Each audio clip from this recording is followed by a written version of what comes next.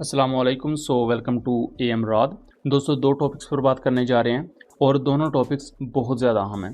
पहला टॉपिक हमारा ये है कि इंडिया में रिसेंटली एक प्लेन क्रैश हुआ है अहमदाबाद के एरिया में, जिस पर हमने सेकंड चैनल कॉन्फ्लिक्ट कॉल रात पर एक डिटेल वीडियो बनाई है। उस पूरे इंसिडेंट को लेकर इंडिया के जो मिलिट्री माउथ पीसेज हैं वो पाकिस्तान, अमेरिका और तुर्की पर इल्ज़ाम लगा रहे हैं कि ये तीन मुल्क हैं। कोई कह रहा है यूएस है, कोई कह रहा है पाकिस्तान है, कोई कह रहा है तुर्की है, कि जी इन्होंने ये हादसा करवाया है और इसमें जो 260 लोग अपनी जान गंवा बैठे हैं उनके ज़िम्मेदार ये मुल्क हैं, क्योंकि 242 लोग सवार थे, एक ज़िंदा बचा और ये एक हॉस्पिटल या आई थिंक हॉस्टल की बिल्डिंग पर गिरा है ये जहाज़, तो वहाँ भी लोग अपनी जान गंवा बैठे।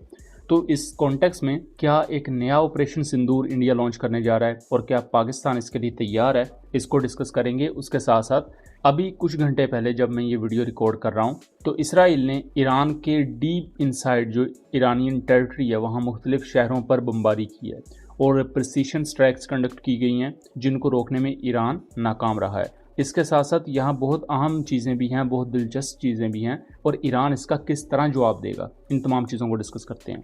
दोस्तों, इंडिया का एक बोइंग 787 एयर इंडिया का ये पैसेंजर प्लेन था जो अहमदाबाद यानी गुजरात के एरिया में गिरकर क्रैश हो गया 12 जून को, और इसमें 242 लोग सवार थे। तो सिर्फ एक शख्स जिंदा बच सका, एक सर्वाइवर था, बाकी तमाम लोग अपनी जान गंवा बैठे। पूरी दुनिया में इस वाक़े को लेकर दुख और कंडोलेंसेस का इजहार किया जा रहा है। पाकिस्तानी प्राइम मिनिस्टर की तरफ से, पाकिस्तानी फॉरेन मिनिस्टर की तरफ से भी दुख और अफसोस का इजहार किया गया है। लेकिन इंडिया की तरफ से वही तमाशा एक दोबारा से शुरू हो चुका है, जैसा कि पहलगाम अटैक के बाद बगैर कुछ सोचे समझे पाकिस्तान पर इल्ज़ाम लगा दिया गया था। वैसे ही अब इंडिया के कुछ एनालिस्ट हैं, वो यहाँ आप देखें तो ये निमो यादव हैं जो कि कहते हैं कि उन्होंने पीएचडी की हुई है और अपने आप को एनालिस्ट बताते हैं। वो उनके नज़दीक इस वाक़े के पीछे पाकिस्तानी आईएसआई और अमेरिकन सीआईए का हाथ है। इसी तरह आप इंडिया के मशहूर ज़माना या बदनाम ज़माना जो भी आप समझ लें, अर्नब गोस्वामी, उनका बयान सुने। वो कह रहे हैं जिसके पीछे तुर्की है। Say flying in a plane which is maintained by a Turkish company, no Indian would want to. Ladies and gentlemen, does Turkish Technique manage any planes for Air India? और जब आज तुर्की का नाम लिया है तो कल के शो में पाकिस्तान का नाम ले देंगे, क्योंकि तुर्की और पाकिस्तान इत्तेहादी हैं। इस पूरे वाक़े को लेकर कई कंट्रोवर्सीज क्रिएट की जा रही हैं और ये कंट्रोवर्सीज इंडिया के जो मीडिया माउथ पीसेज हैं, इंडियन मिलिट्री के या प्रो मोदी जो माउथ पीसेज हैं, वो क्लेम कर रहे हैं। इस कॉन्टेक्स्ट में ये चीज़ भी कुछ सिक्योरिटी सोर्सेज की तरफ से कही जा रही है कि इंडिया इसका ब्लेम पाकिस्तान पर डाल के अपना वो बयानिया दोबारा से सरफेस कर सकता है कि जी ऑपरेशन सिंदूर तो हमने रोका ही नहीं था, वो हम दोबारा से शुरू कर रहे हैं। तो साउथ एशिया के रीजन में एक दोबारा से डिस्टेबिलिटी आ जाएगी, जंग जैसी सिचुएशन हो जाएगी। और ये भी हो सकता है कि पहले अगर 6-0 का मार्क पाकिस्तान एयरफोर्स ने इंडिया को लगाया था तो हो सकता है इस दफ़ा फिर 10-0 तक बात जाए। लेकिन मसला ये है कि इंडिया के जितने भी माउथ पीस अकाउंट्स ये क्लेम कर रहे हैं, मतलब अब तो वो अमेरिका पर भी गुस्सा निकाल रहे हैं, क्योंकि अमेरिका, रूस, चाइना, दुनिया के किसी मुल्क ने भी ये नहीं कहा कि पाकिस्तान पहलगाम अटैक में मुलव्वस था, क्योंकि दुनिया की जितनी भी ताकतें थी उन्होंने ये कहा कि इंडिया सबूत फराहम करे फिर हम अपना बयानिया देंगे। इसी बात का इंडिया की जो फार राइट विंग है उसको गुस्सा है और इसी वजह से वो आजकल अमेरिका पर भी गुस्सा निकाल रहे हैं, चीन पर भी, पाकिस्तान पर तो वैसे ही गुस्सा है और अब आजकल रशिया पर भी गुस्सा है, क्योंकि रशिया ने भी खुल के इंडिया की सपोर्ट नहीं की। यहाँ इंडिया के जो सेन लोग हैं, जो ज़रा पढ़े लिखे हैं, वो इस चीज़ को निगेट भी कर रहे हैं कि ऐसी बेवकूफ़ाना बातें करने से आप मज़ीद दुनिया में आइसोलेट होंगे, क्योंकि अभी भी दुनिया में ज़्यादातर कंट्रीज़ ने पाकिस्तान की ही सपोर्ट की है। जबकि दूसरी तरफ मिलिटरली भी इंडिया कम्पीट नहीं करना चाहेगा उनके जो फौजी कमांडर्स हैं, क्योंकि उन्हें बड़ी अच्छी तरह पता है कि पाकिस्तान एयरफोर्स ने और आर्मी ने उनके साथ क्या किया है। बट देखना दिलचस्प होगा कि ये ऊँट किस करवट बैठेगा। अब दोस्तों, हम दूसरे टॉपिक पर आ जाते हैं। 13 जून की बिल्कुल सुबह को जब मैं ये वीडियो रिकॉर्ड कर रहा हूँ तो कुछ घंटा पहले ही इसराइल ने ईरान के मल्टीपल शहरों में, यहाँ तक कि ईरान के दारुल हुकूमत तेहरान में, पिराने शहर में, नतान्ज के एरिया में जहां ईरान की न्यूक्लियर फैसिलिटी है, वहां बमबारी की है। ये वो 3 एरियाज़ हैं जो अभी तक रिपोर्ट हुए हैं, वरना ये पॉसिबिलिटी भी मौजूद है कि इससे ज़्यादा एरियाज़ पर इसराइल ने बमबारी की हो। अब उसकी मैं आपको रिपोर्ट्स दिखा रहा हूँ और हो सकता है मैं आपको पिक्चर भी एक दिखाऊं जहां पिराने शहर के एरिया में बमबारी हुई है और वहां आग लगी हुई है। पिराने शहर के एरिया में ईरान की बैलिस्टिक मिसाइल स्टोरेज फैसिलिटी है और बहुत बड़ी स्टोरेज फैसिलिटी है। जैसे ब्यास में इंडिया की ब्राह्मस मिसाइल की स्टोरेज फैसिलिटी थी और पाकिस्तान ने उसे डिस्ट्रॉय किया था, तो उसकी आग कई बहुत बड़े एरिया तक फैली थी। सेम वहाँ भी यही सिचुएशन लग रही है। ईरान के जो मुख्तलिफ अकाउंट्स हैं, उनके मिलिट्री माउथ पीसेज हैं, उनकी तरफ से बयान आना शुरू हो चुका है कि ईरान इसराइल को छोड़ेगा नहीं और इसराइल के खिलाफ बहुत बड़ी रिटेलिएशन की जाएगी। यहाँ हमारे सामने एक अहम चीज़ है कि एयर पावर स्ट्रॉन्ग होनी चाहिए। जैसा कि पाकिस्तान और इंडिया हैं, दोनों की एयर पावर स्ट्रॉन्ग है।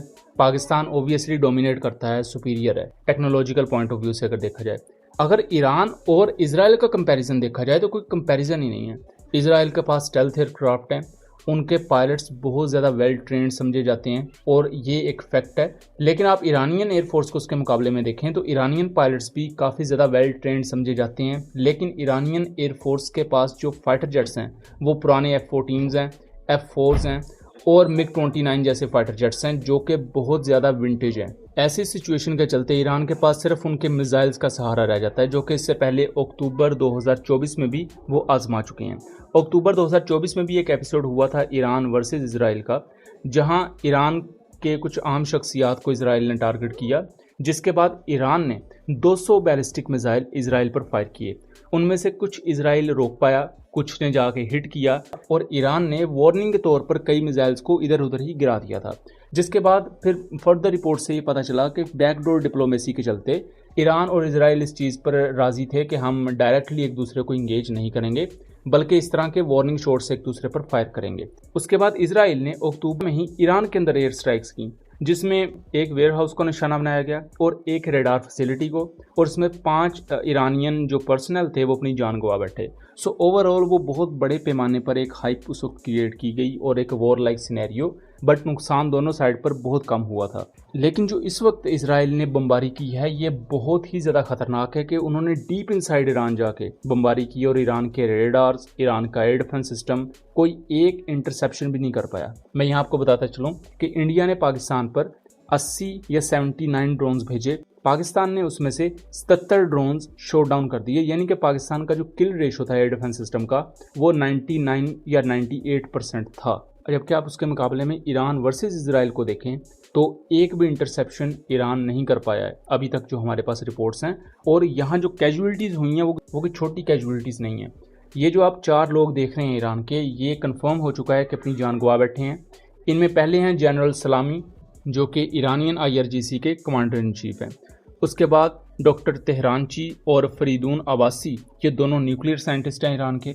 फिर IRGC के एक बहुत ही ज़्यादा अहम कमांडर जो स्ट्रेटजिक मामलात को देख रहे होते हैं, यानी जनरल गुलाम अली राशिद, ये भी अपनी जान गंवा बैठे हैं इजरायली स्ट्राइक में। तो इसके बाद ईरान का क्या रद्द अमल होगा, जबकि दूसरी तरफ अमेरिका ये कह रहा है कि वो इस पूरी स्ट्राइक में ना हिस्सा थे, ना उनका कोई किरदार है, ये इजराइल ने अपने एसेट्स के थ्रू सारा ये कार्रवाई की है। उसके साथ साथ इस वक्त बैकडोर डिप्लोमेसी भी चल रही है, जिसकी सारी बात तफसीलात अभी तो नहीं होंगी सोशल मीडिया पर कहीं भी या मीडिया पर भी। तो आने वाले वक्त में देखना दिलचस्प होगा कि ये ऊँट किस करवट बैठता है। उम्मीद करता हूँ चीज़ें क्लियर रही होंगी। वीडियो पसंद आई हो तो इसे ज़्यादा से ज़्यादा शेयर कीजिएगा ताकि इस तरह की मज़ीद इन्फॉर्मेटिव वीडियोस हम आपके लिए लेकर आ सकें। मिलेंगे अगली वीडियो में, तब तक के लिए अल्लाह हाफिज़।